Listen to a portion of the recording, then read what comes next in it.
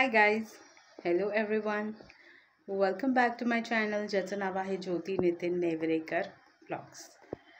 तर आज आहे संडे आणि आम्ही जाणार आहोत डीमार्टला बिकॉज काही वस्तू घ्यायच्या आहेत. Compass, water bottle, tiffin box, थोडे असे आर्टिस्टिक म्हणजे बाबी आहे किंवा असे वेगळे टाईपमध्ये, तर जे मी दर 6 महिन्याला चेंज करते. आणि त्याच्यामध्ये सुका आयटम असतो ना, तो मी तिला टिफिनमध्ये देते. फॉर एक्झाम्पल सँडविचेस, म्हणजे गरम वस्तू देत नाही.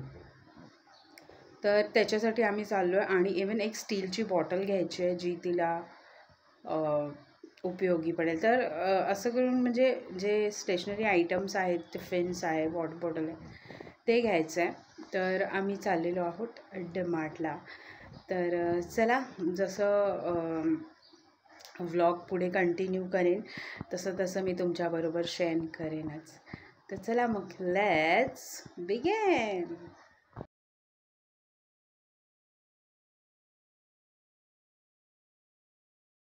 So we are at DMart.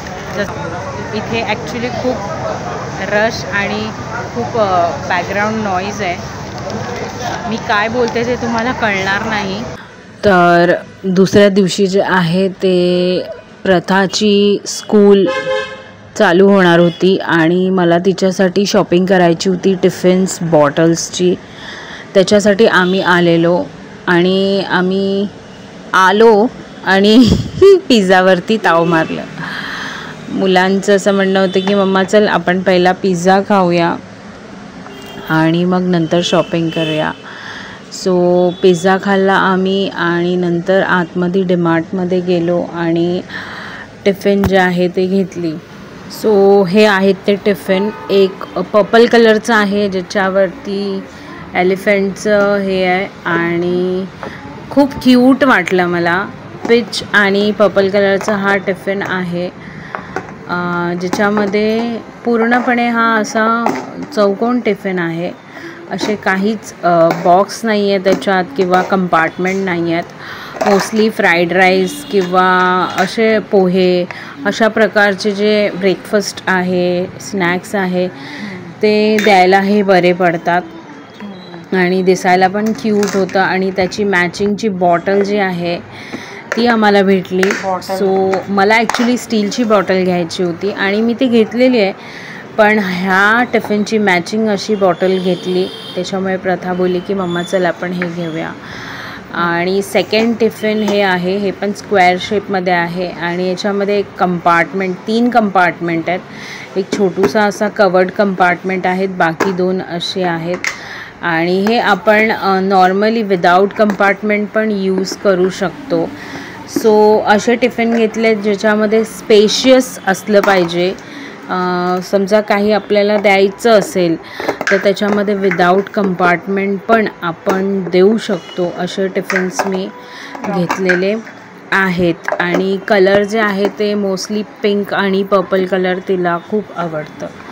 तर ही स्टीलची बॉटल आहे आणि स्टीलची बॉटल मला एक हवी होती कारण घरामध्ये नव्हती. आणि इवन प्रथाला पण स्कूलला वगैरे आलटून पालटून ती घेऊन जाईल. आणि हे आहे पाऊच, जे की पेन्सिल ठेवायला तिला हवं होतं. ते जस्ट जे स्कूल जाण्याचं जे सामान होतं ते एवढंच आम्ही गरजेपुरचं घेतलेलं आहे. आणि सगळं जे थीम आहे ते पर्पल आणि पिंकमध्ये आहे कारण तिला ते कलर्स खूप खूप खूप आवडतात.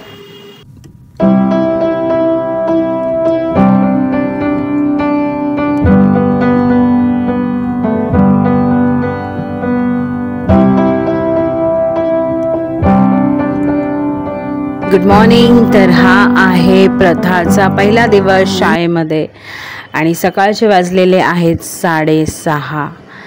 तर प्रथाची वेणी बांधते आहे मी आणि खूप एक्सायटेड आहे. ती फर्स्ट डे आहे, ती 6th स्टँडर्डला गेली ॲक्च्युली आणि 6th मधला हा तिचा पहिला दिवस आहे. आणि टिफिनला मी देते आहे तिला फोडणीचा भात.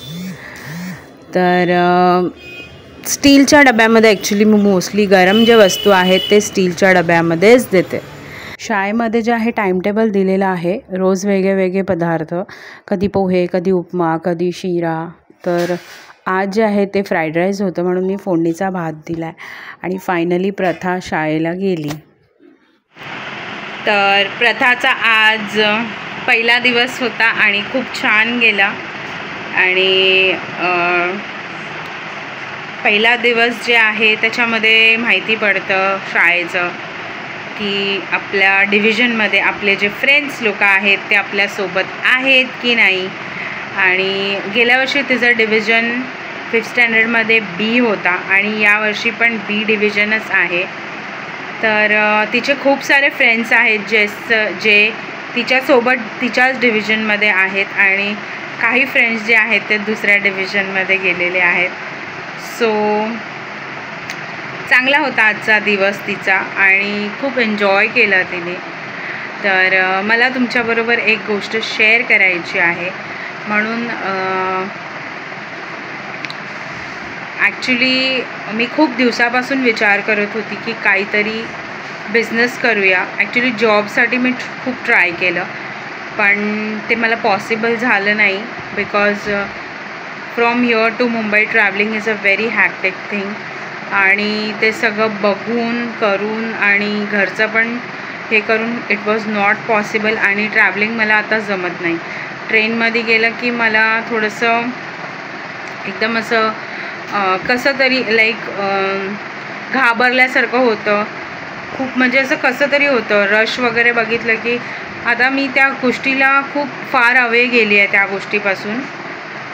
I am born and bought to in Mumbai, but 5 ते 6 वर्ष झाले मी इथे शिफ्ट झाली आहे. आणि इथे आउट ऑफ मुंबई जे क्लायमेट आहे, जे सराउंडिंग आहे ते खूप शांत आहे आणि रश नाही, गर्दी नाही, काहीच नाही. त्याच्यामुळे ट्रेनमध्ये आता गर्दी बघितलं ना की मला कसं तरी होतं. तर ट्रॅव्हलिंग हे शक्यच नाही माझ्यासाठी. म्हणून मी काहीतरी विचार केला आहे की आपण करूया. आणि पुढच्या ब्लॉगमध्ये, नेक्स्ट ब्लॉगमध्ये ते नक्की मी तुमच्याबरोबर शेअर करणार आहे. बिकॉज खूप दिवसापासून मी विचार करत होती की एक्झॅक्टली काय करूया. आणि झालं असं की 4 वर्ष झाले मी यूट्यूबमध्ये, हे 4था वर्ष आहे रनिंग.